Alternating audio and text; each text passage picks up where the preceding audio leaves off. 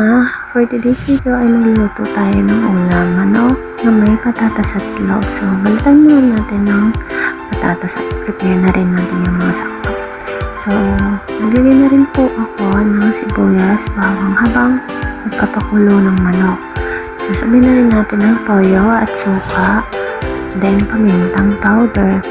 So, para na rin po lumasa na rin sa ating manok habang pinapakuluan natin ito.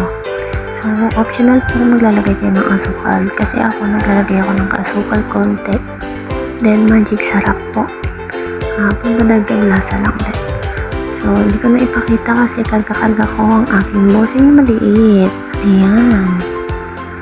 So, ayan na. Nilagay na natin yung ating patatas para lumambot na rin kasabay ng ating manok. So, ayan pa rin yung ating bossing. Karga-karga pa rin. Ayaw magpababa. So, ayun nga po, habang nagpapakulo tayo ng ating manok, magbalit na rin po tayo ng itlog. So, gamit ang isang kamay lang. Kasi nga po, ayaw pa rin magpababa ng ating bossing na maliit. Kaya, ayan, multitasking ang iyong mami. Bali, 5 piraso yung binalatan ko kasi favorite din ng mga bata ang itlog.